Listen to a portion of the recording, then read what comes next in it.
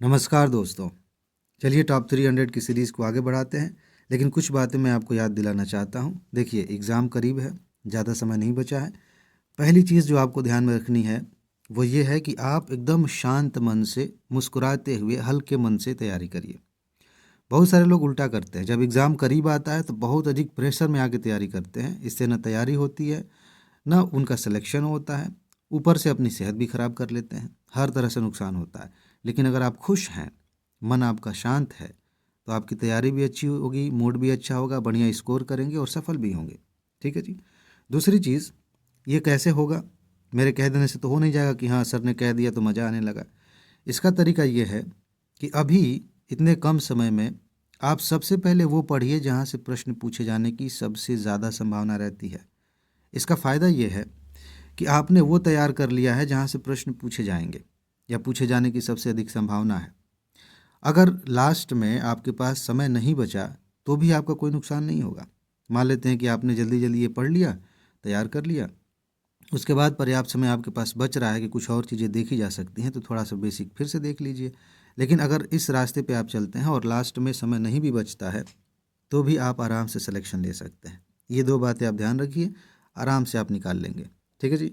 चलिए आगे बढ़ते हैं। एक बात मैं बता दूं कि नोट आपको लगभग सारी दी जा चुकी हैं, थोड़ी सी नोट बची हैं वो भी दे दी जाएंगी। अगर आपके पास नोट नहीं है तो इसी वीडियो के कमेंट में जाइए, वहाँ पर व्हाट्सएप नंबर मिल जाएगा, मैसेज करिए, नोट लीजिए और जल्दी जल्दी रिवाइज करिए।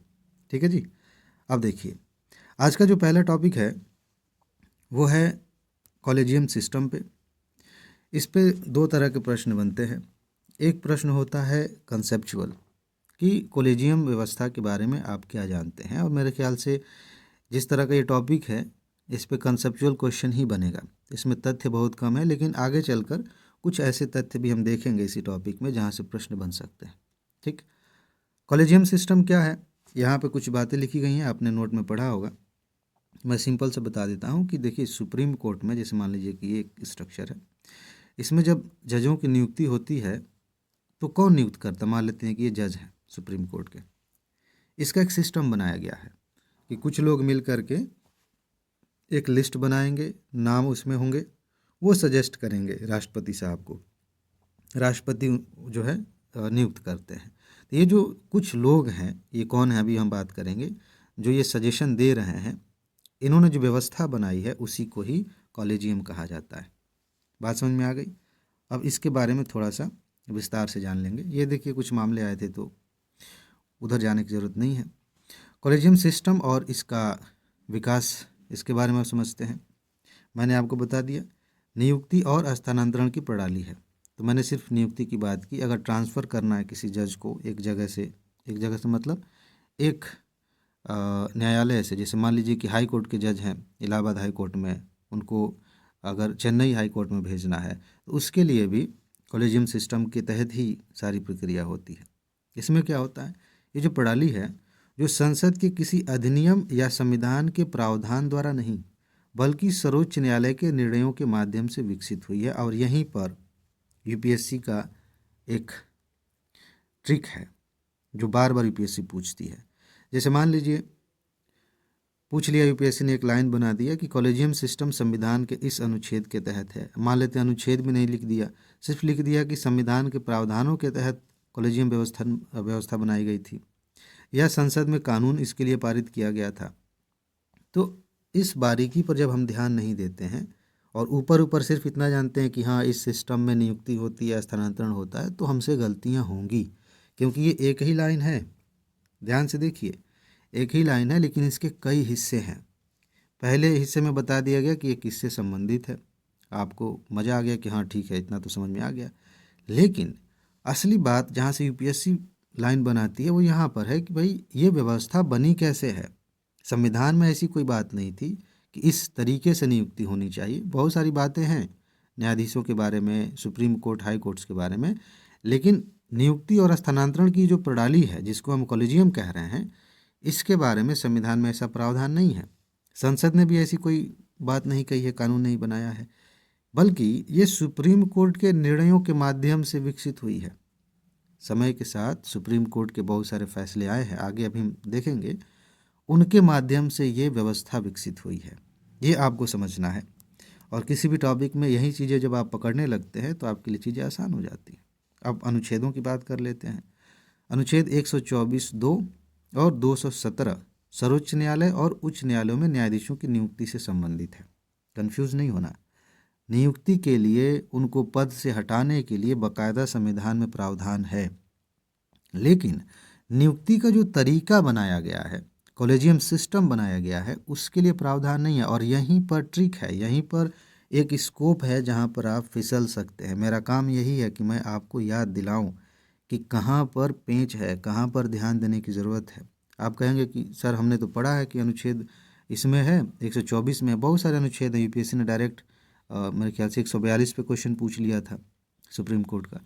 तो वो आपको ना एक फेक कॉमन सेंस का कॉन्फिडेंस देगा कि यार अनुच्छेदों की बात हुई है तो कॉलेजियम न्यायालय से संबंधित है, तो ये भी संविधान में कहीं होगा, तो गलतियां हो सकती हैं। नियुक्ति से संबंधित, उनको पद से हटाए जाने से संबंधित बहुत सारी व्यवस्थाएं हैं संविधान में, लेकिन कॉलेजियम सिस्टम कैसा होना चाहिए, उसमें कैसे फैसले लिए जाते हैं, ये व्यवस्था संविधान में नहीं है। इसको मैं बार बार याद दिला रहा हूँ। ठीक, एक काम किया था सरकार ने, नाम रखा गया था NJAC। सर्वोच्च न्यायालय ने पहले ही कॉलेजियम प्रणाली को बरकरार रखा है और NJAC, जिसने न्यायिक नियुक्तियों में सरकार को समान भूमिका दी थी, इसे रद्द किया। संवैधानिक पीठ ने इसे रद्द कर दिया था। सरकार ने एक कानून बनाया था और इस कानून के तहत ये कहा था कि देखिए, एक हम सिस्टम बना रहे हैं, उसमें सरकार के लोग भी होंगे, न्यायालय के लोग भी होंगे, मतलब जज होंगे उसमें, और ये मिल के तय करेंगे कि जजों की नियुक्ति कैसी होनी चाहिए। फिर सुप्रीम कोर्ट ने कहा कि नहीं, ये संविधान के खिलाफ है, फिर उसको हटा दिया गया। ठीक है, इसके खिलाफ एक समीक्षा याचिका भी दायर की गई कि सर फिर से देख लीजिए, ये ठीक है। 2018 में फिर से खारिज कर दिया गया। ठीक, इसके बारे में विस्तार से हमने डिस्कस किया है, इसलिए यहाँ पर उतना डिस्कस नहीं करें, लेकिन हाँ ध्यान रखिएगा कि ये असंवैधानिक घोषित किया जा चुका है। मान लीजिए एक लाइन यूपीएससी का मूड ऐसा बना, कह दे कि ये जो है कॉलेजियम व्यवस्था के तहत ही NJAC जैसी प्रणाली भी काम करती है, तो आपको पता होना चाहिए कि ये व्यवस्था ख़त्म की जा चुकी है। ठीक है, न्यायिक नियुक्ति के लिए था। अब आते हैं कॉलेजियम प्रणाली के बारे में कुछ और चीज़ों पे।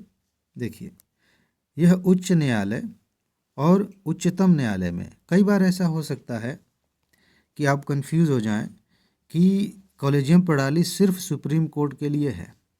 ऐसा हो सकता है, हमें हर संभावना को ध्यान में रखना चाहिए। तो मैं याद दिला रहा हूँ कि ये हाई कोर्ट के लिए भी है और सुप्रीम कोर्ट के लिए भी है। न्यायाधीशों की नियुक्ति और स्थानांतरण करने वाली संस्था है, ये हमने समझ लिया था। न तो संवैधानिक संस्था है और न ही वैधानिक संस्था है। जो बात मैं अभी तक रिपीट कर रहा था कई तरीके से, उसी को थोड़ा सा टेक्निकल टर्म दे करके ये बात कही जा सकती है। यह एक संवैधानिक संस्था है, मतलब संविधान में इसकी व्यवस्था की गई है, तो वो गलत हो जाएगा। यह एक वैधानिक संस्था है, मतलब संसद ने कानून बना के इसे बनाया है, तो वो गलत हो जाएगा। बल्कि उच्चतम न्यायालय के निर्णय के माध्यम से हुआ, सेम चीज़ रिपीट हुई है, लेकिन अलग तरीके से कुछ नई बात आपने जानी। अच्छा, सर्वोच्च न्यायालय के कॉलेजियम की अध्यक्षता कौन करता है, ये आपको समझना है। इसकी अध्यक्षता मुख्य न्यायाधीश द्वारा की जाती है, सर्वोच्च न्यायालय के मुख्य न्यायाधीश। और इसमें सर्वोच्च न्यायालय के 4 अन्य वरिष्ठतम न्यायाधीश भी शामिल होते हैं। आप अगर PYQ देख रहे हैं तो सोचिए इस पे कितने प्रश्न बने हैं। इस पे मतलब इस पैटर्न पे किसी संस्था पे, जैसे निर्वाचन आयोग के बारे में पूछा यूपीएससी ने, तो सदस्यों को लेकर प्रश्न पूछ लिया गया। इकोनॉमी में बैंक बोर्ड ब्यूरो के बारे में पूछा तो उस पर सदस्यों को लेकर क्वेश्चन पूछ लिया गया। बहुत सारे आयोग हैं, पॉलिटी में ही आप पढ़ते हैं, उन पे सदस्यों को लेकर क्वेश्चंस पूछ लिए जाते हैं कि कितने सदस्य हैं इसमें।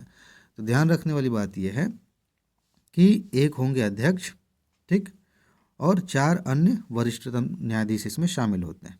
ठीक है, अब आगे बढ़ते हैं।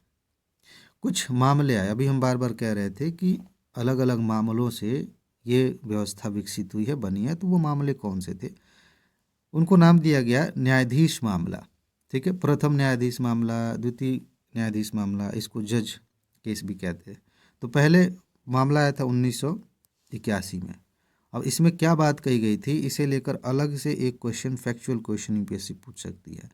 सुप्रीम कोर्ट ने कहा कि जजों की नियुक्ति के लिए सुप्रीम कोर्ट के मुख्य न्यायाधीश द्वारा की गई अनुशंसा को राष्ट्रपति ठोस कारणों के आधार पर अस्वीकार कर सकता है। ये बहुत मेंस के लिए भी बहुत महत्वपूर्ण तथ्य है। पहले जज केस में सुप्रीम कोर्ट ने ही कहा था कि देखिए जजों की जो नियुक्ति है उससे संबंधित अगर अनुशंसा की गई है, मुख्य न्यायाधीश साहब ने अनुशंसा की है, क्योंकि राष्ट्रपति ही नियुक्त करते हैं, तो राष्ट्रपति कोई ठोस कारण बताएं कि इस वजह से ये व्यक्ति लायक नहीं है तो हम स्वीकार नहीं करेंगे आपकी अनुशंसा, इस व्यक्ति को जज नहीं बनाया जा सकता। ये पहले मामले में आया था, ठीक है, ये जजमेंट आया। फिर दूसरा न्यायाधीश मामला आया 1993 में। इसमें क्या कहा गया? इसमें कहा सुप्रीम कोर्ट ने कि जजों की नियुक्ति के लिए मुख्य न्यायाधीश द्वारा की गई अनुशंसा पर कार्यपालिका अपनी आपत्ति दर्ज करा सकती है। कार्यपालिका मतलब आप समझ लीजिए प्रधानमंत्री और जो मंत्रिपरिषद के सदस्य हैं इनको मिला के सॉरी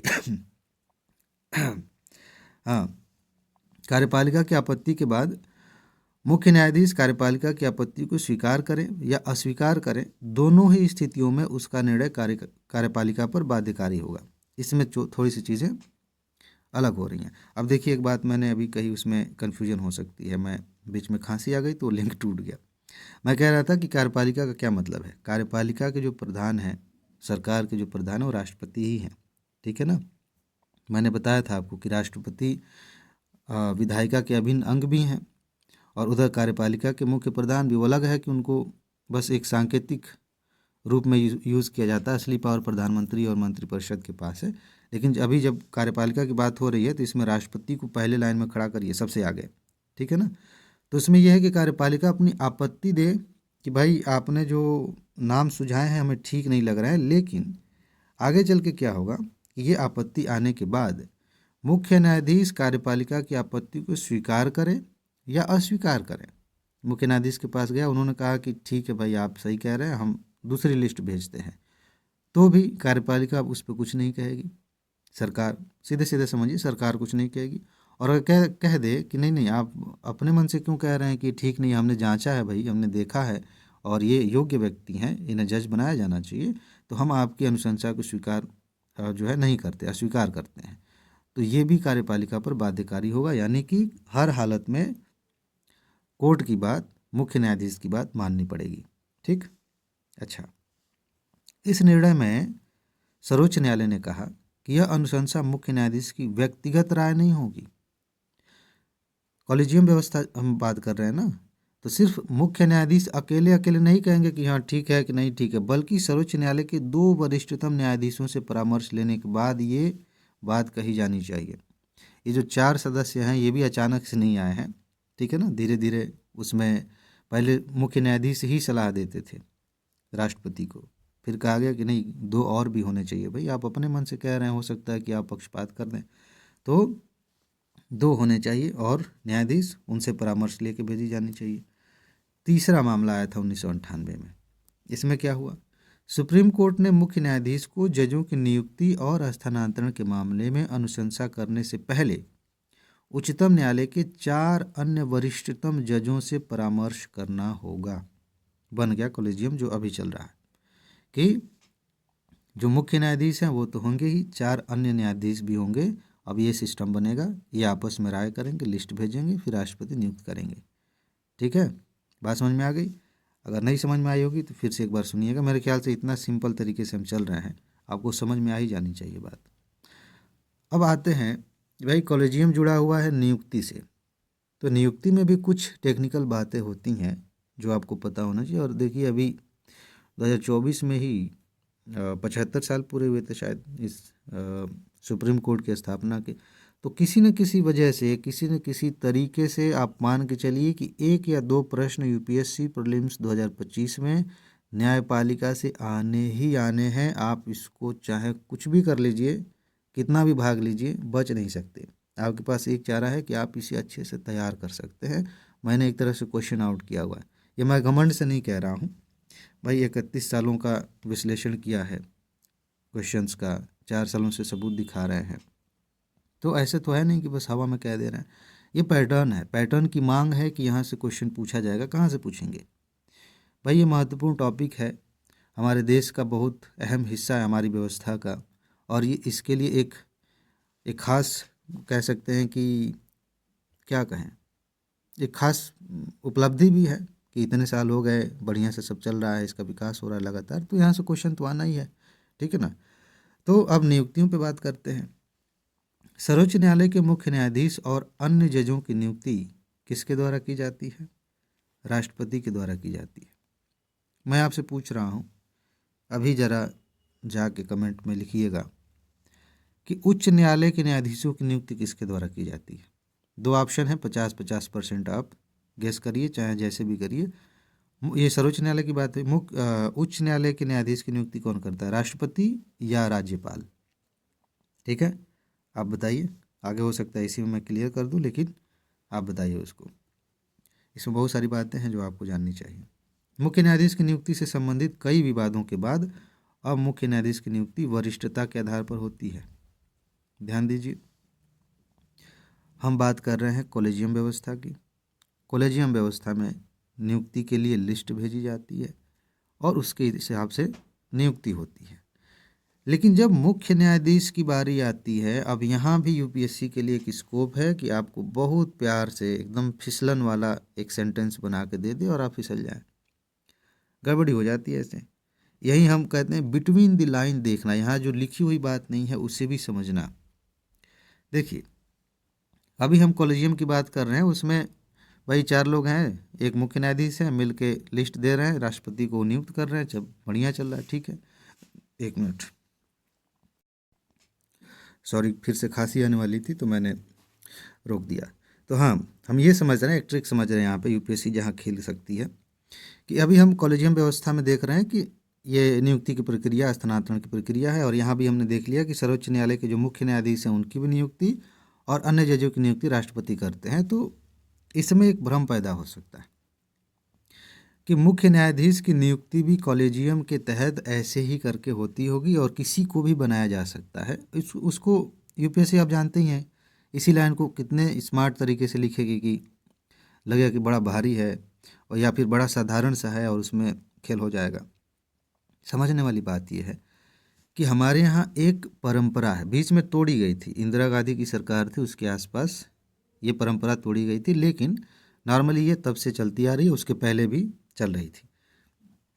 परंपरा ये है कि मुख्य न्यायाधीश की जो नियुक्ति होती है वो वरिष्ठता के आधार पर होती है और इसके लिए ध्यान रखिएगा, इसके लिए कहीं भी कोई कानून नहीं बनाया गया है, संविधान में कोई अनुच्छेद नहीं है, कोई संवैधानिक या वैधानिक इसके लिए व्यवस्था नहीं की गई है। यह एक परंपरागत व्यवस्था है कि जो व्यक्ति सबसे वरिष्ठ है जजों में, मान लेते हैं कि 30-34 जज हैं, मुख्य न्यायाधीश रिटायर होने वाले हैं, अब कौन व्यक्ति मुख्य न्यायाधीश बनेंगे ये फैसला हो जाएगा इस बात से कि किसकी उम्र सबसे ज़्यादा है, ठीक है।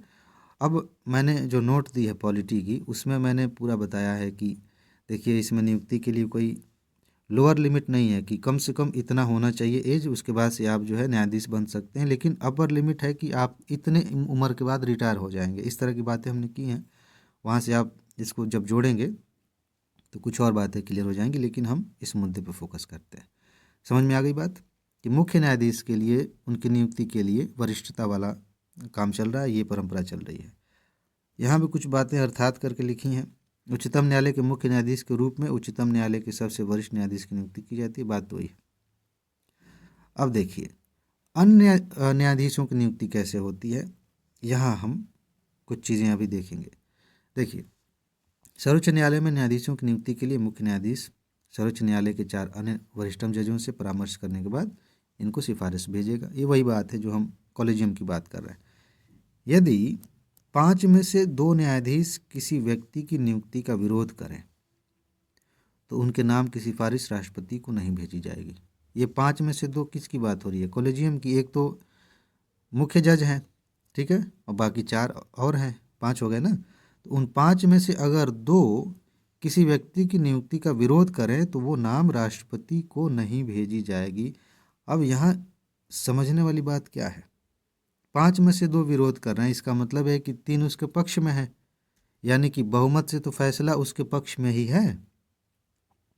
तो क्यों ऐसा हो रहा है कि भाई ये राष्ट्रपति को नहीं भेजी जाएगी। और इसी चीज़ को बहुत बहुत स्मार्ट तरीके से यूपीएससी यहाँ खेल सकती है। इसी चीज़ को अगर यूपीएससी एक लाइन में लिखे कि कॉलेजियम व्यवस्था में बहुमत के आधार पर फैसले किए जाते हैं, आप तुरंत फिसल सकते हैं, क्योंकि बहुत सारी संस्थाओं में यही प्रणाली चलती है कि बहुमत में फैसला ले लिया जाएगा। चुनाव आयोग में आप देखते हैं बार बार ऐसी बातें आती हैं कि भाई चुनाव आयोग ने इस विवादित मुद्दे पे बहुमत से फैसला लिया, एक जो सदस्य थे वो उससे सहमत नहीं थे, फिर भी जो है बात वही हुई जो बहुमत ने कहा। तीन लोग हैं, तीन में से दो लोग एक बात कह रहे हैं और कोई अलग राय रख रहा है, उसकी कोई बात ही नहीं सुन रहा। तो उसके आधार पर जो बना बनाया कंसेप्ट है, जो जनरली हर जगह दिख रहा है, उसके आधार पर आप ये लाइन पढ़ेंगे तो गलती होगी। यहाँ पर 5 में से 2 कह रहे हैं कि विरोध मतलब नहीं होना चाहिए, ये व्यक्ति नहीं जाना चाहिए, तो राष्ट्रपति को उसका नाम नहीं भेजा जाएगा, यानी कि ये बहुमत के आधार पर फैसला यहाँ पर नहीं होता है। ध्यान रखना है कि अगर एक आदमी विरोध कर रहा है तब तो जाएगा मामला, लेकिन 2 कर रहे हैं, अब इसको थोड़ा सा अलग कर दें। मान लेते हैं कि न्यायाधीश में इसमें 5 में से 1 हैं मुख्य न्यायाधीश, इनको साइड कर दें कि आप थोड़ा साइड में रहिए, बचे 4, 4 में से 50-50 का मामला हो गया ना, 50% का, 2 लोग पक्ष में हैं 2 लोग विपक्ष में हैं, ऐसे में ऐसी स्थिति में नाम नहीं भेजा जाता है, ठीक है ना। कुल मिलाकर निष्कर्ष यही है कि बहुमत के आधार पर यहाँ पर फैसला नहीं होता। अगर 2 लोग विरोध कर रहे हैं तो ध्यान रखिए, हाँ जी, जो मैं कह रहा हूँ इसमें एक गलती है। सिर्फ ये लाइन लिख दे कि बहुमत के आधार पर फैसला होता है तो एक आधार पर ये सही हो सकता है, क्योंकि 5 में से 1 व्यक्ति ने कहा कि नहीं होना चाहिए, ठीक है, 4 ने कहा होना चाहिए, तो बहुमत के आधार पर तो हो गया। यहाँ पर मैंने जो कहा उसको दोबारा से करेक्ट कर रहा हूँ कि यहाँ 2 अगर विरोध करें तो इस मामले में बहुमत काम नहीं करेगा, एक व्यक्ति विरोध में है तो बहुमत काम करेगा, ठीक है ना, इस चीज़ को ध्यान रखिएगा। अच्छा, आगे बढ़ते हैं। सभी न्यायाधीशों की सलाह लिखित रूप में होनी चाहिए, मौखिक नहीं होनी चाहिए कि हाँ हम भी कह दिए फ़ोन पे कि हाँ ठीक हम सहमत, ऐसा नहीं, लिखित रूप में बाकायदा सिग्नेचर होना चाहिए उस पर। अब न्यायाधीश बनना है किसी व्यक्ति को तो कौन कौन सी योग्यताएं अर्हताएं उसके पास होनी चाहिए। अनुच्छेद 124(3) के अनुसार अगर सुप्रीम कोर्ट के न्यायाधीश बनना है किसी व्यक्ति को सर्वोच्च न्यायालय का, तो क्या होना चाहिए। पहली चीज़, वो भारत का नागरिक हो, ठीक है, किसी उच्च न्यायालय या एक से अधिक उच्च न्यायालयों में न्यूनतम 5 वर्षों तक न्यायाधीश रहा हो, ये बात आपको पता होनी चाहिए। या फिर यहाँ कन्फ्यूजन हो जाती है, इसको लेकर यूपीएससी अगर खेले तो यहाँ भी कुछ गलतियाँ हो सकती हैं। ये जो 5 वर्ष है ये किस मामले में है और ये जो 10 वर्ष है ये किस मामले में है, अगर अंतर नहीं समझ में आता और यूपीएससी इसको ऐसे कर दे, ट्विस्ट कर दे, इधर से इधर कर दे, तो लगेगा हाँ एक मामले में 5 साल था और कुछ अथवा करके 10 साल भी था, तो बात तो ठीक लग रही है, लेकिन कहाँ 5 साल कहाँ 10 साल ये नहीं पता है, तो गलती होगी। देखिए, उच्च न्यायालय में या एक से ज़्यादा उच्च न्यायालयों में न्यूनतम कम से कम 5 साल तक वो जज रहे हों, ठीक है, या फिर किसी उच्च न्यायालय या एक से अधिक उच्च न्यायालयों में लगातार कम से कम 10 वर्षों तक अधिवक्ता रहे हों, वकील के तौर पर उन्होंने काम किया है, और इसमें वह अवधि भी जोड़ी जाएगी जब वह जिला न्यायाधीश या उससे ऊपर के किसी न्यायिक पद पर रहा हो, ठीक है ना। तो ये कुछ अर्हताएँ हैं। अथवा राष्ट्रपति की राय में एक पारंगत विधिवेत्ता हो, कानून की अच्छी समझ रखता हो, ठीक है। चलिए अब यहाँ तक आ गए हैं तो ज़रा हाई कोर्ट के न्यायाधीशों की नियुक्ति के बारे में भी जान लेते हैं। मैंने आपसे कहा था कि आप कमेंट करके बताइए कि हाई कोर्ट में जजों की नियुक्ति होती है तो कौन नियुक्त करते हैं, राज्यपाल या राष्ट्रपति। यहाँ पहली लाइन को पढ़िए, उच्च न्यायालय के मुख्य न्यायाधीश की नियुक्ति उच्चतम न्यायालय के मुख्य न्यायाधीश, देखिए यहाँ पर बात हो रही है हाई कोर्ट के मुख्य न्यायाधीश की, उसमें सुप्रीम कोर्ट के मुख्य न्यायाधीश और संबंधित राज्य के राज्यपाल से बातचीत करके परामर्श करके राष्ट्रपति ही इसे नियुक्त करते हैं, ठीक है। उच्च न्यायालय के मुख्य न्यायाधीश की नियुक्ति राष्ट्रपति करते हैं। अब उच्च न्यायालय के अन्य न्यायाधीशों की नियुक्ति संबंधित उच्च न्यायालय और उच्चतम न्यायालय के मुख्य न्यायाधीश और 2 अन्य वरिष्ठतम न्यायाधीशों के कॉलेजियम से परामर्श करने के बाद राष्ट्रपति द्वारा की जाती है। तो यहाँ का जो कॉलेजियम है थोड़ा सा अलग हो गया, इसे विशेष रूप से ध्यान रखिए। पता चले कि सुप्रीम कोर्ट पे फोकस कर रहे हैं, हाई कोर्ट से क्वेश्चन आ गया, आपके लिए न्यायपालिका महत्वपूर्ण है, कहीं से भी क्वेश्चन आ सकता है। हो सकता है कि ग्राम न्यायालय पे क्वेश्चन आ जाए, इसी सीरीज़ में आगे मैं ग्राम न्यायालय भी पढ़ाऊँगा, नोट शायद दी जा चुकी है आपको, ठीक है। चलिए आगे बढ़ते हैं। उच्चतम न्यायालय के मुख्य न्यायाधीश से परामर्श करने के बाद राष्ट्रपति एक उच्च न्यायालय के न्यायाधीश का किसी दूसरे उच्च न्यायालय में स्थानांतरण कर सकते हैं, ये ध्यान रखिएगा। और उच्च न्यायालय के जजों के स्थानांतरण के मामले में उच्चतम न्यायालय के मुख्य न्यायाधीश को उच्चतम न्यायालय के 4 अन्य वरिष्ठतम न्यायाधीशों और संबंधित उच्च न्यायालयों के मुख्य न्यायाधीशों से भी परामर्श करना होगा, जब हाई कोर्ट की बात आएगी तब। ठीक है ना। अब अर्हताएँ क्या होनी चाहिए? अगर आपको हाई कोर्ट का जज बनना है तो 217(2) ये अनुच्छेद आपको याद कर लेना है। और उसकी पात्रता देखिए, भारत के नागरिक होने चाहिए और भारत के राज्य क्षेत्र में न्यूनतम 10 वर्षों तक न्यायिक पद धारण किए हों या फिर किसी उच्च न्यायालय में न्यूनतम 10 वर्षों तक अधिवक्ता रहे हों तो हाई कोर्ट के जज बन सकते हैं। ये कुछ कंसेप्ट्स, तथ्य हमने देखे हैं कॉलेजियम और सुप्रीम कोर्ट, हाई कोर्ट से संबंधित। अब अगले टॉपिक पे चलते हैं। अगले टॉपिक पे आने से पहले मैं फिर से आपको याद दिला देता हूँ, समय कम है। अगर आप ये सारे टॉपिक्स जल्दी से तैयार करना चाहते हैं कम समय में, ताकि बार बार रिवीजन करने का मौका मिले, तो आप जाइए कमेंट में, वहाँ पर नंबर है, वहाँ से आप मैसेज करेंगे, पूरी जानकारी लेंगे और तुरंत नोट लेकर रिवीजन शुरू कर दीजिए। क्योंकि समय बीत जाएगा और एग्ज़ाम से 10 दिन पहले, 15 दिन पहले आप कहेंगे कि चलो अब ले लेते हैं, तो शायद उतना लाभ आपको नहीं होगा। शायद क्या, डेफिनेटली उतना लाभ नहीं होगा। अभी आपके पास समय है ना, तो अभी आप जो कर सकते हैं, आपके पास पर्याप्त समय है। अगर कहीं कन्फ्यूज़न भी है तो उसे भी दूर करने का मौका है। लास्ट में जाके हड़बड़ी में नोट लेंगे, मुझे पता है कि आपका मन है, लेकिन आप सोच रहे होंगे कि यार अभी लें कि ना लें, फिर बाद में लेने से कोई फ़ायदा नहीं है।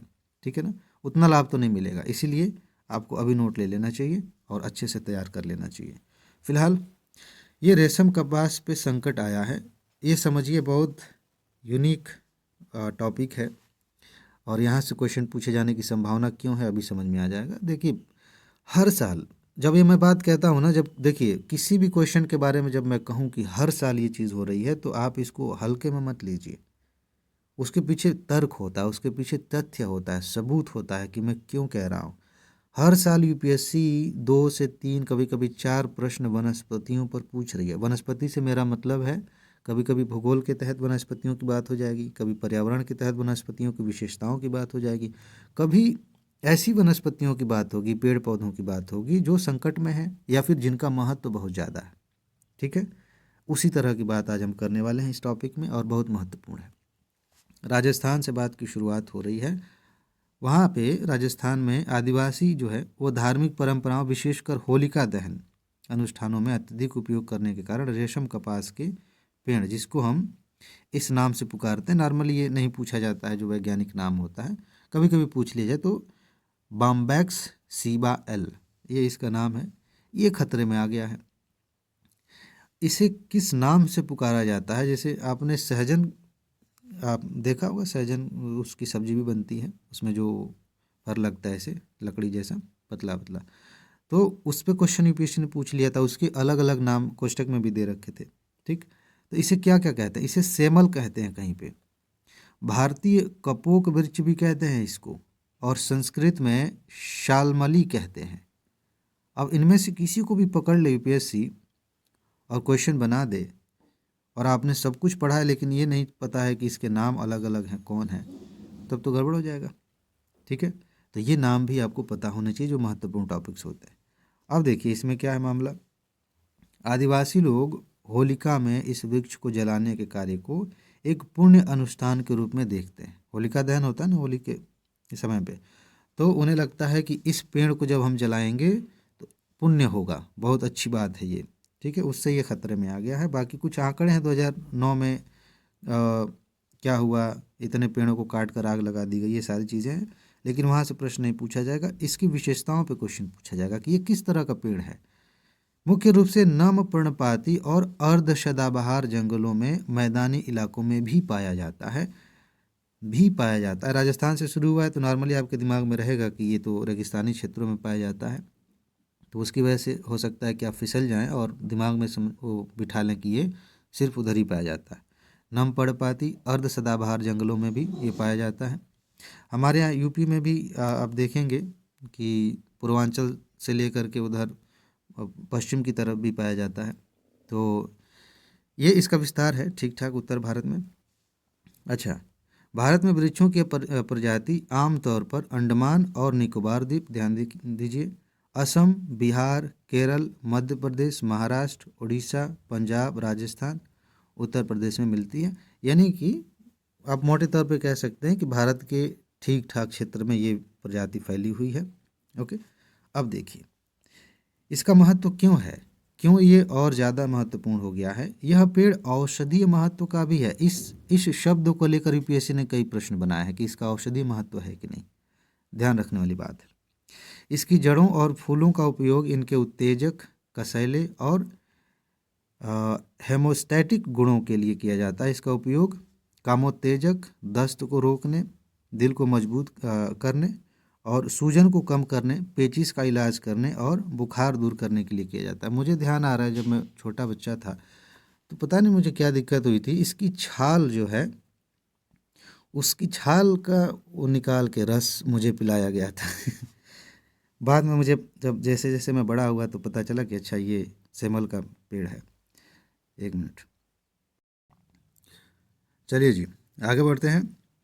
इसमें कुछ जीवाणुरोधी और एंटीवायरल गुण भी होते हैं। मतलब समझ जाइए कि ये कितना महत्वपूर्ण है। कुछ चीज़ें और भी हैं। जहाज निर्माण के लिए भी इस लकड़ी का इस्तेमाल किया जाता है। जैसे अभी हमने देखा अंडमान निकोबार और कुछ तटीय राज्यों में, तो वहाँ पर जहाज बनाने के लिए भी इसका इस्तेमाल किया जाता है। राजस्थान की एक जनजाति है जिनका नाम है कथोड़ी। ये ढोलक और तंबूरा जैसे संगीत वाद्य यंत्रों के लिए भी इसकी लकड़ी का इस्तेमाल करते हैं। भील समुदाय द्वारा रसोई के चम्मच बनाने के लिए भी इसका इस्तेमाल किया जाता है। अब एक क्वेश्चन बनाते हैं, ठीक है। रेशम कपास निम्नलिखित में से किस किस काम में उपयोग होता है, ठीक है। और उसमें औषधीय गुण, वाद्य यंत्र, जहाज निर्माण इस तरह से दे दिया जाए तो नॉर्मली हो सकता है इसको देख के आपका दिमाग का यार यार ये थोड़ा अलग हो गया। इसीलिए कभी कभी हमें थोड़ा डिटेल में पढ़ना होता है। खासतौर से वो टॉपिक्स जो महत्वपूर्ण है, जहाँ से प्रश्न पूछे जा सकते हैं, उन्हें तो हमें डिटेल में पढ़ना चाहिए, ठीक है। अब आते हैं, अगला टॉपिक है ड्रिप प्राइसिंग। अब देखिए इसमें समझने वाली बात क्या है। आपसे इस तरह के जब भी प्रश्न पूछे जाते हैं, सामान्य तौर पर ऐसा देखा गया है कि यूपीएससी सिर्फ इतना जानना चाहती है कि आपको ये पता भी है कि नहीं। इसका मतलब ये कि इसे आप समझ लीजिए, इसमें तथ्यों की कोई ज़रूरत नहीं है उतनी। आप सिर्फ इतना समझ लीजिए कि ड्रिप प्राइसिंग क्या होती है, ठीक है। कार्बन से संबंधित बहुत सारे शब्द आते हैं और टेक्नोलॉजी से संबंधित बहुत सारे शब्द आते हैं। उन पर जो प्रश्न पूछे जाते हैं वो सिर्फ इतनी सी डिमांड करते हैं कि आप समझ लीजिए कि ये है क्या। तो ड्रिप प्राइसिंग के बारे में आपको बस इतना समझना है कि ये है क्या। आपने समझ लिया, आप आराम से उत्तर दे देंगे। तो हाल ही में ये चर्चा में रही। क्या है ये मूल्य निर्धारण की एक रणनीति है। जब भी ऐसे प्रश्न बनते हैं तो जो लाइनें दी जाती हैं, 4 लाइनें, उसकी 2 हिस्से होते हैं, ठीक है। पहले हिस्से में हो सकता है कि ये मेन बात कह दी जाए, या फिर पहले ही हिस्से में हो सकता है कि कुछ और कह दिया जाए। ड्रिप प्राइसिंग का मतलब है कुछ और ऐसा करके, मतलब अब क्या एग्जांपल सोचें, मतलब एक ऐसी बात जो इससे जुड़ी हुई नहीं है और आधी बची हुई जो बात है वो सत्य हो, ऐसे घुमा फिरा कर पूछा जाता है। तो ध्यान रखिए कि ये मूल्य निर्धारण की एक तकनीक है जहाँ शुरुआत में किसी वस्तु की कुल लागत केवल लागत का एक हिस्सा प्रदर्शित किया जाता है, ठीक है। जैसे जैसे ग्राहक खरीद प्रक्रिया के माध्यम से आगे बढ़ता है, अतिरिक्त शुल्क बढ़ता चला जाता है। मान लीजिए कि आप ऑनलाइन खाना ऑर्डर करते हैं और खाने की प्राइस आप देखते हैं कि है 100 रुपये, ठीक है। अब 100 रुपये पे आपने क्लिक किया, देख रहे हैं कि यार ये 125 रुपये हो गए। ये क्यों? तो पता चल रहा है कि उसमें प्लेटफॉर्म का चार्ज है, उसमें डिलीवरी चार्ज है, उसमें कोई और सर्विस चार्ज है, उसमें टैक्स भी लग गया है। अब ये बढ़ के ज़्यादा हो गया, समझ रहे हैं। तो एक्चुअल प्राइस कुछ और है, आपको दिख कुछ और रहा है। जैसे जैसे आप आगे बढ़ते हैं वैसे वैसे और कीमतों का पता चलता जाता है। ये पूरा कंसेप्ट है इसका, ठीक है। इसका सिस्टम कैसे काम करता है, वही सारी चीज़ें यहाँ पर लिखी गई हैं। स्थानीय करों, बुकिंग शुल्क, एडान जैसी आवश्यक फीस के अतिरिक्त उपभोक्ताओं को बताई जाने वाली प्रारंभिक कीमत अक्सर कुल लागत से कम होती है। जितना लगने वाला है उससे कम होता है। इसे ड्रिप प्राइसिंग कहते हैं। जैसे जैसे खरीद प्रक्रिया आगे जारी रहती है, उपभोक्ता को अतिरिक्त शुल्क के बारे में धीरे धीरे सूचित किया जाता है, ड्रिप किया जाता है, जिससे कुल लागत प्रारंभिक लागत की तुलना में अधिक हो सकती है, ठीक है ना। तो बहुत सारी कंपनियां इसका इस्तेमाल कर रही हैं। अब इससे इसका क्या निहितार्थ है, ये सब आप मेंस में चाहे तो यूज़ कर सकते हैं। भाई भ्रामक मूल्य निर्धारण है, ये खरीदारी की चुनौतियों की तुलना की जा रही है। तो कुल मिला के ये है कि भाई आप फील कर सकते हैं कि इससे कई सारी दिक्कतें हैं। एक तो आपको धोखे में रखा गया, आपसे अतिरिक्त शुल्क लिया गया, और भी कई सारी दिक्कतें हैं। लेकिन प्री के लिए जो हमने समझा है बेसिक बातें, उतना काम की हैं उतनी। बाकी यहाँ पर आप देख लीजिए, इसको आप नोट लेंगे तो आराम से पढ़ लेंगे क्या क्या चुनौतियाँ हैं। प्रतिस्पर्धा में भी इस पर असर पड़ता है। चलिए, समाधान वगैरह भी दिया गया है। मेन चीज़ आपने समझ ली है और नोट से इसको पढ़ लेंगे, काम बन जाएगा। कृत्रिम सामान्य बुद्धिमत्ता, एक आपने पढ़ा है अभी तक आर्टिफिशियल इंटेलिजेंस। इस पे प्रश्न भी पूछा गया है, हमने नोट भी दिया है और वीडियोस भी आई हैं। अब एक उसी का अपडेटेड वर्जन आप कह सकते हैं, उसी से हम आगे बढ़ रहे हैं। कृत्रिम सामान्य बुद्धिमत्ता, आर्टिफिशियल जनरल इंटेलिजेंस। इसको जनरल से बहुत जनरल समझने की कोशिश, गलती मत करिए कि बहुत सामान्य सी बात है। ये बहुत बढ़ी हुई टेक्नोलॉजी है, कृत्रिम बुद्धिमत्ता से कहीं ज़्यादा, कहीं स्पेशल। अब इसको समझते हैं। इसमें भी समझने वाली ही बात है। एक बार ऐसे क्वेश्चन पूछा गया था 2020 के प्री में कि 21 में, कि आर्टिफिशियल इंटेलिजेंस क्या क्या कर सकता है, उसमें ऑप्शन दिए गए थे। ठीक है, उसी तरह से जब आप इसे समझ लेंगे तो आप समझ पाएंगे कि इससे क्या क्या हो सकता है, और उसी पे क्वेश्चन भी बनते हैं। नई टेक्नोलॉजी पर, उसके कार्यों, उनकी विशेषताओं पर ही प्रश्न बनते हैं, ज़्यादा तथ्य वाले प्रश्न नहीं बनते। ठीक है, तो सीधे हम इसकी बात करते हैं। ये पढ़ लेते हैं एक बार। इसको हम शॉर्ट में कहेंगे AGI, कोई दिक्कत तो नहीं है। ठीक, ये अत्यधिक उन्नत है, इसका दायरा अधिक है, और यह वर्तमान समय में उपयोग होने वाली कृत्रिम बुद्धिमत्ता की तुलना में बहुत ज़्यादा सक्षम है। अब इसमें कौन कौन सी बातें हैं। यह आमतौर पर उपयोग किए जाने वाले AI की तुलना में अत्यधिक उन्नत और अधिक सक्षम है। AGI बुद्धिमत्ता के व्यापक, अधिक सामान्यीकृत रूप की कल्पना करता है, जो किसी विशेष कार्य तक सीमित नहीं है। अभी आगे हम चलेंगे, जो मेन मुद्दा है उस पर। इसका लक्ष्य ऐसी मशीनें तैयार करना है जो विभिन्न प्रकार के कार्यों के लिए मानव जैसी बुद्धि या समझ रखती हों। आर्टिफिशियल इंटेलिजेंस भी वैसा ही काम करती है, लेकिन ये उससे ज़्यादा उन्नत है। हमारे जैसे, आपके जैसे ये सोच पाएगी, समझ पाएगी। अभी और चीज़ें हैं, आगे देखिएगा। इसमें तर्क करने की क्षमता होगी, सामान्य ज्ञान की क्षमता होगी, अमूर्त सोच, ये खुद से विचार कर पाने की क्षमता हासिल कर लेगा, और बैकग्राउंड का ज्ञान भी इसके पास होगा। स्थानांतरण शिक्षा होगा, कारण और प्रभाव के बीच अंतर करने की क्षमता होगी, काज एंड इफेक्ट समझने की, जो इंसानों में होती है। ठीक है, ये बहुत ही एडवांस बना देता है इसको। और इसीलिए अब आप धीरे धीरे देखने लगेंगे, बहुत सारी न्यूज़ आ रही हैं कि अब इंसानों की पकड़ से ये चीज़ें हाथ से निकल रही हैं। एक समय ऐसा आएगा कि ये खुद अपनी मशीनें बनाएंगे, खुद अपने हिसाब से खुद को ऑपरेट करेंगे, इंसानों के हाथ से निकल जाएंगे, और हो सकता है कि ये इंसानों पे कब्जा भी करने की कोशिश करें। अब उसका क्या उपाय होगा वो देखा जाएगा, लेकिन इसकी पूरी संभावना है। इसका कारण ये है कि देखिए, हम खुद ऐसी फिल्में बना रहे हैं, ऐसी बातें कह रहे हैं, अलग अलग आर्टिकल छप रहे हैं कि एक दिन यहाँ पे कब्जा कर लेंगे, ये हो जाएगा, वो हो जाएगा। बहुत सारी हॉलीवुड की फिल्में बनती हैं, और यही सारा डाटा इसके पास है। और ये खुद से सोचने लगे, खुद से इसके अंदर इतनी बुद्धिमत्ता आ जाए कि आज़ादी बड़ी महत्वपूर्ण चीज़ है, तो हम क्यों गुलाम रहे भाई? हम भी आज़ाद होंगे। इंसानों ने तो ऐसे ही किया है, जानवरों पे एक तरह से विजय पाई, खुद को आज़ाद किया और उनका दमन किया। अब हमारे पास क्षमता है, हम भी ऐसा करेंगे। तो देखने वाली बात है कि क्या होगा, लेकिन इस तरह की क्षमताएं इसके पास होंगी। ठीक है, इसमें कुछ और चीज़ें हैं, ये उसी तरह की बातें हैं। सामान्यीकरण हो जाएगा, जटिल तर्क का समाधान ये कर पाएगा, इसके अंदर कौशल की क्षमता होगी। ये बेसिक बातें हैं। समझने वाली बात यही है कि ये इंसानों के जैसे तर्क लगा सकता है, इंसानों के जैसे सोच सकता है, काज एंड इफेक्ट को समझ सकता है, ये कौशल विकसित करने में माहिर हो सकता है। बहुत सारी चीज़ें हैं जो इंसानों की तरह होंगी, और आगे चल के हो सकता है इंसानों से टक्कर भी लें। ठीक है, इनके अनुप्रयोग पर मेंस में प्रश्न पूछे जाते हैं, और प्री में तो आते ही हैं कि AGI का अनुप्रयोग कहाँ कहाँ हो सकता है। और ऐसे में मैं बार बार कहता हूँ, फिर से याद दिला रहा हूँ कि जितना यहाँ आप देखेंगे उससे ज़्यादा हो सकता है, क्योंकि अभी जो लिखा है वो इंसानों की अभी तक की जानकारी है। जैसे कंप्यूटर पहले पहले बनाया गया था, सिर्फ कैलकुलेशन के लिए बनाया गया था कि ये गणित के कुछ चीज़ों को आसान कर देगा। आज देखिए कंप्यूटर का क्या इस्तेमाल है, तो आपका जो मोबाइल है वो भी एक तरह का कंप्यूटर ही है। ठीक है, तो अनुप्रयोग क्या है? सेवा क्षेत्र में स्वास्थ्य सेवा सहित विभिन्न क्षेत्रों में एजीआई के कई कई सकारात्मक प्रभाव हैं। बहुत सारी चीज़ें ये असिस्ट कर सकते हैं, डॉक्टरों को इलाज करने में मदद कर सकते हैं। ठीक है, विभिन्न प्रकार के डेटाबेस का विश्लेषण करने और व्यक्तिगत उपचार विकल्पों को इंगित करने की एजीआई की क्षमता अनुकूलित दवा में काफ़ी सुधार ला सकती है, जो प्रत्येक रोगी के अद्वितीय लक्षणों के लिए चिकित्सा देखभाल को अनुकूलित करती है। इसका मतलब ये है कि ये इस लेवल पे भी काम कर सकते हैं कि अलग अलग रोगियों के हिसाब से उन्हें कैसे असिस्ट किया जाए, कैसी दवा उनके लिए बनाई जाए, उस पर काम कर सकते हैं।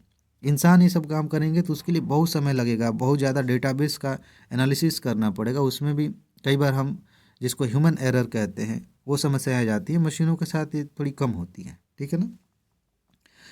वित्त और व्यापार में भी इसका इस्तेमाल किया जा सकता है। एजीआई में विभिन्न कार्यों को स्वचालित करने, अब देखिए स्वचालित तो पहले कारें कैसी बनती रही होंगी, अगर आप पुरानी वीडियो क्लिप कहीं से खोज पाएँ तो पता चलेगा कि इंसान कितना मेहनत करते थे। अभी सब कुछ मतलब 90% चीज़ें मशीनों से होती हैं, जो भारी उद्योग है उनमें तो सारी चीज़ें ऑटोमेटिक हो रही हैं। तो स्वचालित करने, निर्णय लेने में सुधार करने, वास्तविक समय में विश्लेषण और सटीक बाजार पूर्वानुमान प्रदान करने की क्षमता भी होगी। हो सकता है कि इसकी सहायता से शेयर मार्केट में भी लोग इसका लाभ लें। हालांकि नुकसान भी होगा लेकिन लाभ भी है। शिक्षा के क्षेत्र में बहुत ही शानदार प्रगति इससे हो सकती है। एजीआई में छात्रों की वैयक्तिक आवश्यकताओं को पूरा करने वाले अनुकूल शिक्षण मंचों में क्रांति लाने की क्षमता है। हर एक स्टूडेंट के लिए एक टीचर प्रोग्राम किया जा सकता है। सोचिए कितना स्पेशल होगा, एकदम क्रांति आ जाएगी शिक्षा के जगत में कि एक बच्चा है और उसके व्यक्तिगत आवश्यकताओं को समझने के लिए, क्योंकि देखिए व्यक्तियों को अगर लगाया जाए, मान लेते हैं 100 टीचर हैं, 100 बच्चे हैं कि स्कूल में, और हर बच्चे पर पूरा ध्यान देना हो तो 100 टीचर चाहिए। चलिए मान लेते हैं थोड़ा और कर देते हैं, तो एक टीचर के अंदर में 2 बच्चे कर देते हैं, 3 बच्चे कर देते हैं, तो थोड़ा ध्यान दे पाएगा। यहाँ पे तो आप चाहें जितने लोग बना दीजिए इससे, ठीक। तो वो एक बच्चे की, एक छात्र के व्यक्तिगत आवश्यकताओं को पूरा कर सकता है। उसको कब क्या सिखाना है, कौन सी बातें कैसे बतानी है, कितने एग्जाम्पल्स देने हैं, उसकी जो शिक्षा है वो एक अलग लेवल पे जा सकती है। ठीक है ना, नेक्स्ट लेवल पे जिसको आप कहते हैं। इससे संभावित रूप से व्यक्तिगत शिक्षा विश्व भर के लोगों के लिए सुलभ हो जाएगी। और एक चीज़ ये है कि भाई जैसे यूट्यूब से आप पढ़ रहे हैं, यूट्यूब में भी आगे चल के बहुत सारी क्रांतियाँ आप देख सकते हैं। इसके माध्यम से बहुत कुछ होने वाला है जीवन में। ठीक है, टेक्नोलॉजी के माध्यम से। बाकी अंतरिक्ष में खोज करने के लिए लिहाज से तो ये महत्वपूर्ण है ही। ठीक है, यह अंतरिक्ष अन्वेषण, जैसे मान लीजिए कि अभी यहाँ पे जो लिखा है उसको थोड़ी देर के लिए रोक देते हैं। अभी हमें अंतरिक्ष में खोज करनी है तो एक इंसान को हम भेजते हैं अंतरिक्ष में कि जाए और देखे, अपने हिसाब से समझे। सोचिए कि एक मशीन है जो इंसानों के जैसे ही सोच सकता है, वो कल्पना कर सकता है, विचार कर सकता है, तर्क लगा सकता है, भेज दो उसको। तो अगर वो नष्ट भी हो गया, उसकी मृत्यु भी हो गई, तो एक वैसी क्षति नहीं हुई जैसे कि किसी इंसान की मृत्यु से होती। ठीक है, तो इसका इस्तेमाल उसमें भी किया जा सकता है। और चूँकि इसकी सोचने की और विश्लेषण करने की क्षमता बहुत ज़्यादा है, एक इंसान से तो कहीं ज़्यादा होगी। ठीक है, तो उसका भी लाभ मिलेगा। अंतरिक्ष अन्वेषण और अनुसंधान के लिए स्वायत्त प्रणालियों को संचालित करके अंतरिक्ष उद्योग को बढ़ावा दे सकता है। एजीआई अंतर्दृष्टि विकसित करने और खेतों में योगदान करने के लिए अंतरिक्ष मिशनों से डाटा विश्लेषण खोजों में योगदान करने के लिए डाटा का विश्लेषण भी कर सकता है।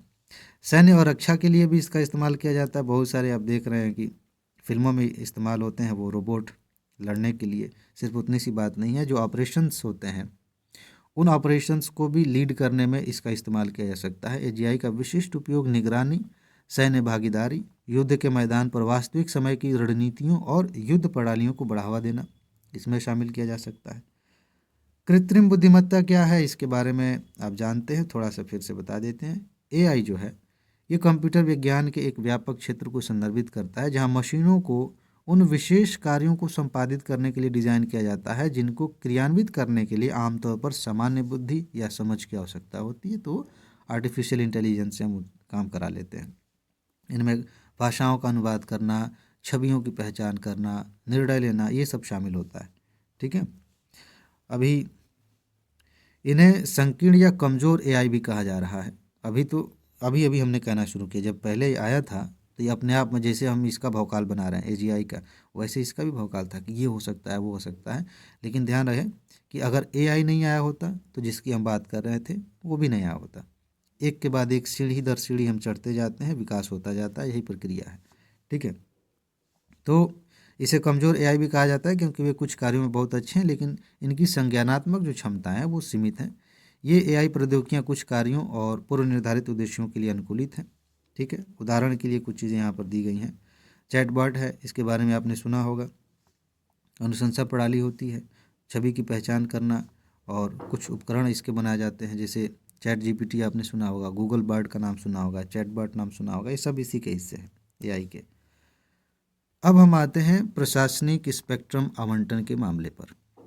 इसमें कुछ चीज़ें समझने वाली हैं, तथ्य भी हैं दो तीन, कहानी थोड़ी मेरे ख्याल से लंबी हो सकती है, तो हम सीधे मुद्दे की बात करेंगे कि प्रशासनिक तरीके से स्पेक्ट्रम के आवंटन का मामला फिर से आया था और सुप्रीम कोर्ट ने इसे खारिज कर दिया। सरकार ने कहा कि सर हम ही कर देते हैं ना स्पेक्ट्रम, नीलामी करने की क्या ज़रूरत है, प्रशासनिक प्रक्रिया से ही स्पेक्ट्रम का नीलामी हो जाएगी। सुप्रीम कोर्ट ने कहा कि जी नहीं, ऐसा नहीं होगा। नीलामी जो है पारदर्शी तरीके से होनी चाहिए, खुली नीलामी होनी चाहिए। ठीक है, और जो अच्छी बोली लगाएगा उससे मिलना चाहिए। अब आपको लगेगा कि ये क्या है, थोड़ा सा समझेंगे, आगे भी समझेंगे। देखिए, विद्युत चुंबकीय स्पेक्ट्रम में रेडियो आवृत्तियों की एक श्रृंखला शामिल होती है। ठीक है, इसमें क्या होता है, इलेक्ट्रोमैग्नेटिक जो स्पेक्ट्रम है उसमें रेडियो की प्रवृत्ति, जो आप कई बार क्या आपने मूवीज़ देखी हैं, वो जो वाकी टाकी होता है उसमें भी इसी प्रवृत्ति का इस्तेमाल होता है। बाकी जो आप फ़ोन यूज़ कर रहे हैं उसमें भी रेडियो पर आवृत्तियाँ होती हैं। जितने भी वायरलेस काम हो रहे हैं, वायरलेस उपकरण जो आप यूज़ करते हैं उनमें इसका इस्तेमाल किया जाता है। ठीक है, तो संचार के लिए इनका इस्तेमाल किया जाता है, जिसमें कॉल करना, सोशल मीडिया तक पहुँच, ये सब शामिल है। बाकी सरकार ने कुछ बातें कही थी, अर्जी लगाई थी, सुप्रीम कोर्ट ने उनको खारिज किया। ये सब चीज़ें हमने स्किप कर दी है, उसकी ज़रूरत उतनी है नहीं क्योंकि वहाँ से क्वेश्चन नहीं बनेगा। बस वो बेसिक क्लियर करने के लिए आखिर मामला क्या था वो आप नोट में पढ़ लेंगे। अच्छा, कानून बनाया गया है स्पेक्ट्रम के आवंटन से संबंधित। इस पर प्रश्न पूछा जा सकता है। हो सकता है कि ऊपर ऊपर आपने समझा कि हाँ स्पेक्ट्रम ये है वो है, टेक्निकल बातें, हालांकि वो भी महत्वपूर्ण है, लेकिन ये भी एक पक्ष है कि इसके बारे में कुछ कानून बनाए गए हैं कि नहीं, उसे आप जानते हैं कि नहीं, क्योंकि इस पे अपशिष्ट प्रबंधन पे कानून बनाया गया था, उसी के अगले साल क्वेश्चन पूछ लिया गया, 2 बार पूछा गया उस पर क्वेश्चन। ठीक है, प्लास्टिक वाले पे कोई कानून बनाया जाता है तो उसके बैकग्राउंड में जाके कोई क्वेश्चन पूछ लिया जाता है। तो देखते हैं दूरसंचार अधिनियम 2023 में क्या बात कही गई है। यह विधेयक सरकार को अधिनियम की प्रथम अनुसूची में सूचीबद्ध संस्थाओं के लिए नीलामी के अलावा अन्य प्रशासनिक प्रक्रियाओं के माध्यम से दूरसंचार के लिए स्पेक्ट्रम आवंटित करने का अधिकार देता है कि नीलामी भी होगी, और बाकी प्रशासनिक से सीधा सा मतलब ये है कि सरकार के लोग ही मिलके ये नीलामी प्रक्रिया को अंजाम देते हैं। ठीक है, तो दोनों अधिकार दिए गए हैं। अच्छा, इन संस्थाओं में राष्ट्रीय सुरक्षा, रक्षा और कानून प्रवर्तन के साथ साथ ये क्या है जी, स्पेस एक्स और भारतीय एयरटेल समर्थित OneWeb जैसे उपग्रहों द्वारा वैश्विक मोबाइल व्यक्तिगत संचार शामिल है। स्पेक्स, इसके बारे में आपने सुना होगा, एयरटेल के बारे में हम सुन ही रहे हैं। ठीक है, ये इनमें शामिल होंगी। सरकार से पहले आवंटित स्पेक्ट्रम के एक हिस्से को या एक से अधिक अतिरिक्त संस्थाओं को आवंटित कर सकती है। ठीक है, सरकार पहले से। अच्छा, जिन्हें द्वितीयक आवंटित कहा जाता है, और यहाँ तक कि उन आवंटनों को भी समाप्त कर सकती है जहाँ से स्पेक्ट्रम या उसका कोई हिस्सा अपर्याप्त कारणों से कम उपयोग में रह गया हो। इस पूरी लाइन का मतलब ये है कि सरकार अपने हिसाब से स्पेक्ट्रम दे भी सकती है, किसी कारण पे उसको निरस्त भी कर सकती है। लेकिन मामला 2G स्पेक्ट्रम के घोटाले का भी तो है। इस पर क्वेश्चन बन सकता है। मेंस में मेरा ध्यान है कि शायद डायरेक्ट इनडायरेक्ट क्वेश्चन आया था। अच्छा, 2G स्पेक्ट्रम आवंटन घोटाला जो है ये 2008 में हुआ था। तब सरकार ने कथित तौर पर विशिष्ट निजी दूरसंचार ऑपरेटरों को पहले आओ पहले पाओ के आधार पर 122 लाइसेंस बेचे थे। 2G आया था ना, पहले 2G चलता था, फिर 3G चलने लगा, फिर 4G, अब 5G ऐसे। 2009 में केंद्रीय सतर्कता आयोग ने केंद्रीय जांच ब्यूरो को लाइसेंस के आवंटनों में अवैधताओं के दावों की जांच करने का निर्देश दिया, जिसके बाद सीबीआई ने दूरसंचार विभाग के अज्ञात अधिकारियों, निजी व्यक्तियों और कंपनियों के खिलाफ एफआईआर दर्ज की थी। ठीक है, प्राथमिकी दर्ज की। 2011 में क्या हुआ? आरोप लगाया गया कि आवंटन प्रक्रिया में विसंगतियों के परिणाम स्वरूप सरकारी खजाने को 30,984 करोड़ रुपए का नुकसान हुआ। गलत तरीके से आवंटन हुआ। अगर नीलामी हुई होती, प्रॉपर प्रोसेस को फॉलो किया गया होता तो सरकार का इतना नुकसान नहीं होता, इतने पैसे आते। कहने का मतलब ये है, तो एक तरह से ये घोटाला है। अब सुप्रीम कोर्ट ने फैसला दिया। फरवरी 2012 में सुप्रीम कोर्ट ने ये क्या है जी, FCFS आधार पर आवंटित, अच्छा हाँ, फर्स्ट कम फर्स्ट सर्व ऐसे करके कुछ था ना, पहले आओ पहले पाओ करके। तो उस आधार पर आवंटित 122 दूरसंचार लाइसेंसों को यह कहते हुए रद्द कर दिया था कि इस पद्धति का दुरुपयोग होने की संभावना है। न्यायालय ने इस बात पर जोर दिया कि निष्पक्षता और पारदर्शिता सुनिश्चित करने के लिए स्पेक्ट्रम जैसे प्राकृतिक संसाधनों के आवंटन के लिए नीलामी की गैर भेदभावपूर्ण पद्धति अपनाई जानी चाहिए। ऐसे नहीं कि अपने मन से आप दे रहे हैं, किसी को भी दे रहे हैं। ठीक है, सरकार की दलील इसमें कुछ और ही है।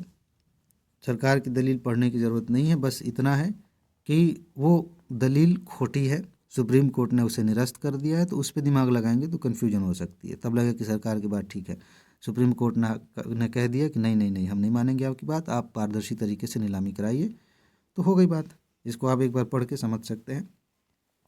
थोड़ा सा आप टेक्निकल समझ लेते हैं कि ये स्पेक्ट्रम क्या है। मान लीजिए यूपीएससी ने इसी पर पूछ दिया कि स्पेक्ट्रम क्या होता है। अभी हाल ही में इसके आवंटन की बात, नीलामी की बात चर्चा में थी, सुप्रीम कोर्ट ने खारिज कर दिया था याचिका। तो बताइए क्या है। अब बताने के लिए आपको ये जानना पड़ेगा, जान लेते हैं। स्पेक्ट्रम वह रेडियो फ्रिक्वेंसी है, अभी हमने बात की ना शुरू में, जिसका उपयोग वायरलेस सिग्नल संचार के लिए करते हैं, जिससे उपयोगकर्ता कॉल कर सकते हैं और सोशल मीडिया का उपयोग कर सकते हैं, इंटरनेट का इस्तेमाल कर सकते हैं। ठीक है, स्पेक्ट्रम विद्युत चुंबकीय स्पेक्ट्रम का हिस्सा है, जिसमें अन्य आवृत्तियां भी शामिल हैं जिनके साथ लोग प्रतिदिन संपर्क करते हैं। ठीक, अब यहाँ पर आपको इसके विभाजन देखने को मिलेंगे। स्पेक्ट्रम को 3 बैंड में विभाजित किया जाता है। 3 बैंड है। एक है निम्न स्तर का, जिसमें 2G, 3G, 4G ये सेवाएं शामिल है। ठीक है, फिर एक मध्य स्तर का है, 4G LTE ऐसे लिखा रहता था। 5G आने से पहले आपने ये देखा होगा। इस पर यूपीएससी ने क्वेश्चन पूछा था शायद प्री में, अगर आपने ध्यान दिया होगा तो ये समझ में आ जाएगा। अच्छा, तो ये सेवाएं और कुछ 5G परियोजनाओं के लिए जो है, जो उपयोग की गई सेवाएं हैं, उनको इसमें शामिल किया गया है। और उसके बाद उच्च बैंड की बारी आती है, जिसमें मुख्य रूप से 5G और इससे आगे 6G, 7G जो भी आए उसको शामिल किया गया उच्च बैंड में। ठीक है, जिनमें से एक मिनट, हाँ, जिनमें से प्रत्येक की अलग अलग विशेषताएं और विभिन्न प्रकार के संचार के लिए आवश्यक हैं। जैसे शुरू में 2G 3G था, तो इसमें ज़्यादातर मैसेज वगैरह अच्छे से आप कर सकते थे। 3G आते आते वीडियो देखना थोड़ा सा और आसान हुआ। 4G में और स्पीड बढ़ गई, 4G LTE में थोड़ा और कुछ हुआ, 5G में स्पीड और ज़्यादा बढ़ गई। तो ऐसे करके हर किसी की अपनी एक विशेषता है और समय के साथ चीज़ें इवॉल्व हुई हैं। आगे बढ़ते हैं, और आगे बढ़ते हैं तो पाते हैं कि आज का लेक्चर यहीं समाप्त होने वाला है। बस यही है कि जाइए कमेंट में जाइए, वहाँ व्हाट्सएप नंबर है, वहाँ से नंबर लेके मैसेज करिए, नोट लीजिए और जितनी बार हो सके उतनी बार रिवाइज़ करिए। मैं फिर से कह रहा हूँ, एग्ज़ाम के बाद मैं सबूत दिखाऊंगा, तो ऐसा ना हो कि बाद में आप कहें कि यार मुझे ले लेना चाहिए था। क्योंकि इसके लिए जो आप फीस दे रहे हैं और जो बदले में आपको मिल रहा है, उन दोनों की तुलना नहीं की जा सकती, किसी भी लेवल पे तुलना नहीं की जा सकती। इसमें आपका समय भी बच रहा है, टू दी पॉइंट पढ़ाई भी हो रही है, वहाँ से क्वेश्चंस भी आ रहे हैं। ऐसा नहीं कि हवाई चीज़ें चल रही हैं लगातार। 3 सालों से मैंने सबूत दिखाया, कट ऑफ से ज़्यादा क्वेश्चंस आ रहे हैं। तो जाइए नोट लीजिए, अच्छे से तैयार करिए, बढ़िया से एग्ज़ाम दीजिए, क्वालिफाई करके आगे बढ़िए। ठीक है जी, तो आज बस इतना ही है। अपना ख्याल रखिए, खुश रहिए, मस्त रहिए, मुस्कुराते रहिए, जल्दी से सफल होइए और ज़िंदगी को एंजॉय कीजिए। आगे मिलते हैं, नमस्कार।